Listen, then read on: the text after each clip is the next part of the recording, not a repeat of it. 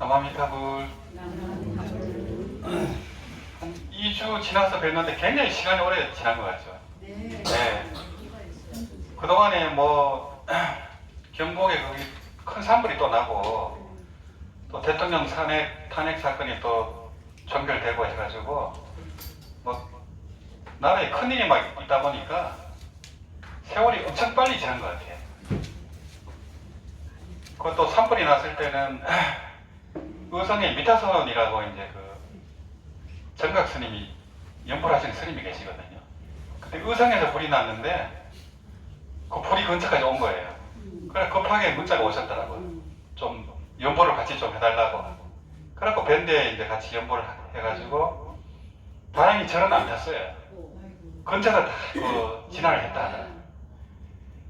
근데 그때 이제 참 다급하더라고요. 그게 이제 TV로 보는 거하고 그 현장에 있을 때 하고는 이게 천지현격 같다. 예. 그래 그 산신각에 이제 용왕님한테 이제 부탁도 하고 했는데 비가 그렇게 귀하더라고요. 비가 그 필요할 때 비가 와야 되는데 안 오니까. 근데 이제 아마 이제 우리 뭐 정통행자님들도 그렇지만 스님들도 불자님들도 기도를 많이 했을 것 같더라고요. 그래서 비가 오는데 5mm밖에 안 와요.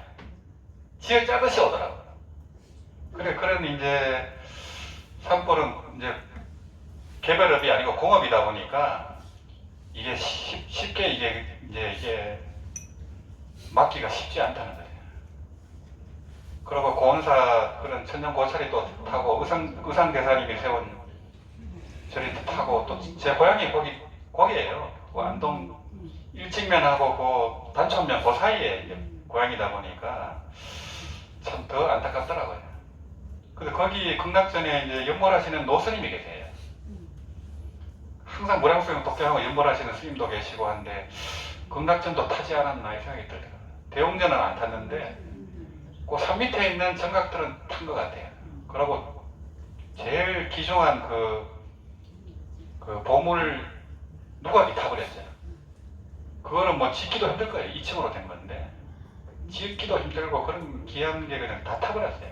다른 보물들은 다 옮겼지만은 건물 자체는 못 옮기니까. 그래 그 산불 일어나기 전에 하루 전인가 하여튼 그렇게 강풍이 불었거든요.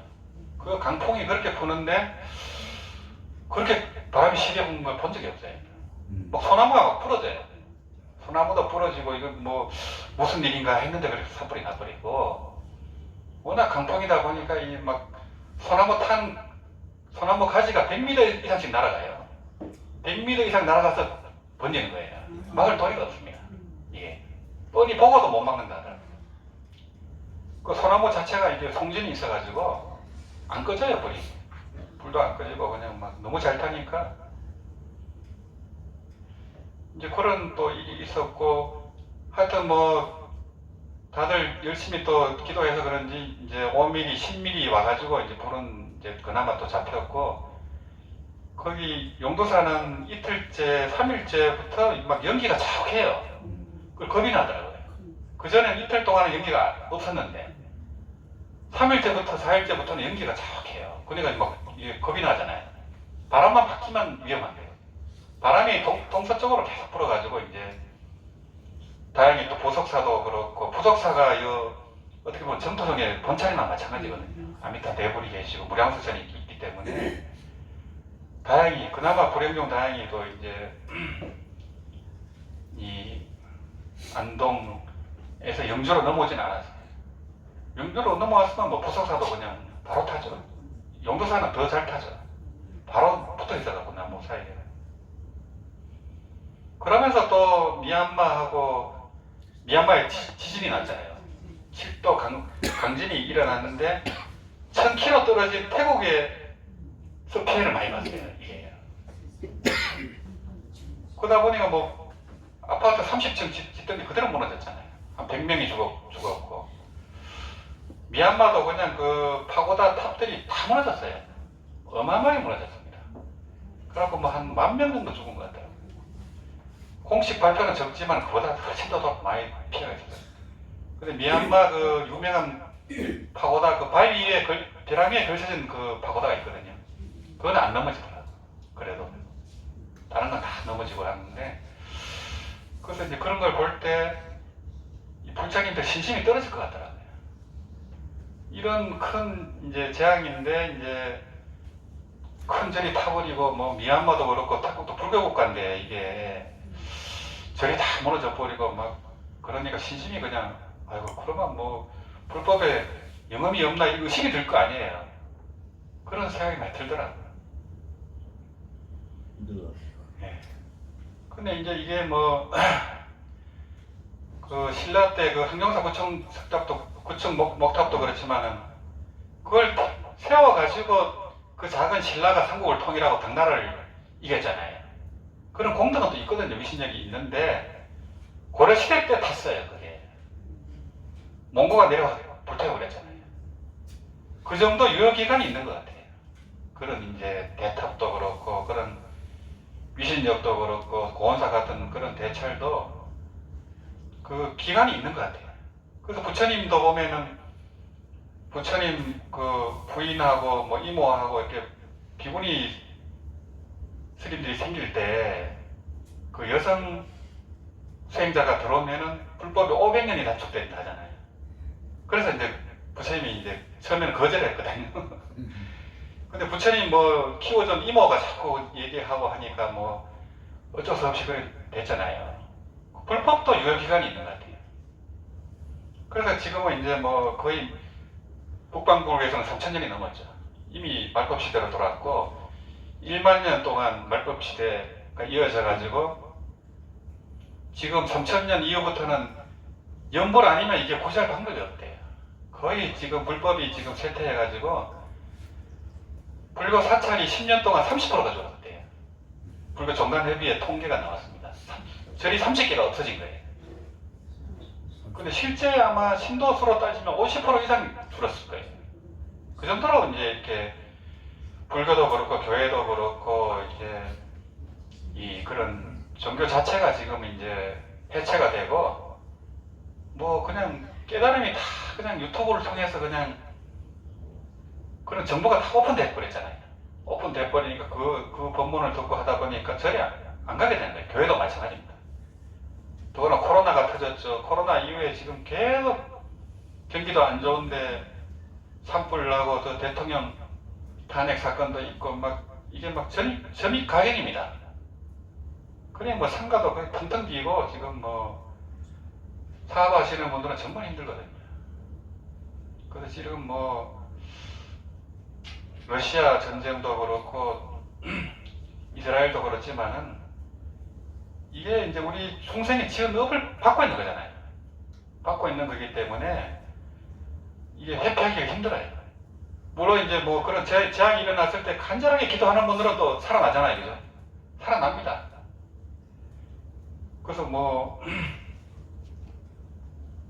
그 여행 가는 버스가 이제 남떨어져 떨어질 때 데미지를 했던 한 사람이 딱 살아났잖아요. 동국대생이. 그분이 나중에 출가했지만 그런 영험은 있습니다. 그렇지만 같이 떨어지는 건 면할 수가 없다는 거죠. 그러니까 이제 뭐 불교국가지만은 그런 지진이 나면 방법이 없습니다. 근데 대만 같은 경우는 이제 지진이 항상 일어나잖아요. 큰 지진이 일어나고 하지만 사람이 별로 안 죽어요. 거기는요. 그러고 지진이 나면은 정엄스님의 그 자제공덕계 회원들이 가장 먼저 출동합니다. 소방관보다 빨리 출동해요.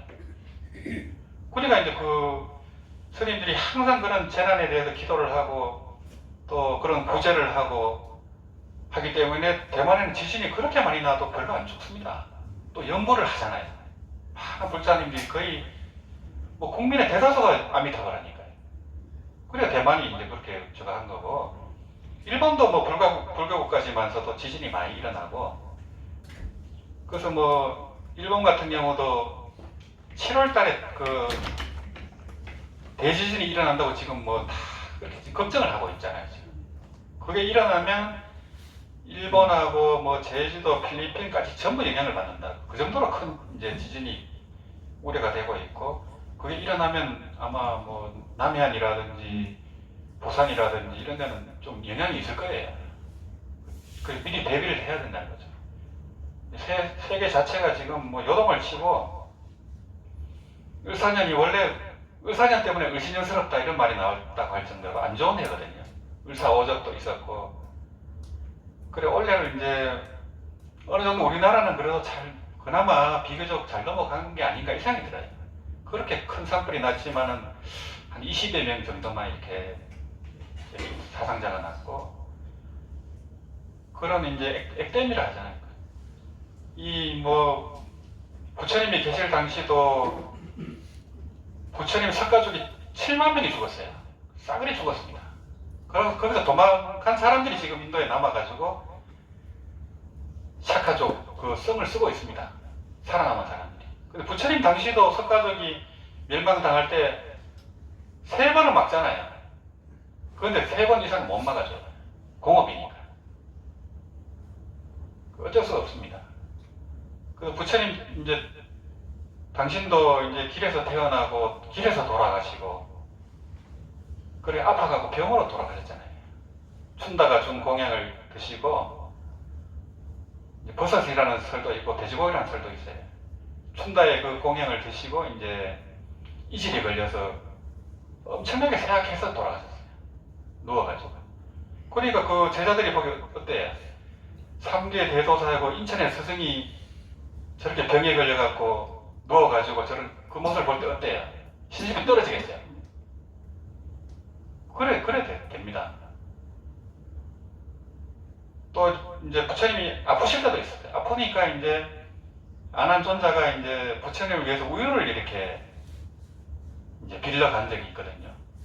그때 유마거사가 나타나서 어디 가느냐 하니까 부처님이 아프셔가지고 우유를 빌려갑니다 이렇게 얘기하거든요. 그러니까 유마거사가 막 이렇게 말을 합니다.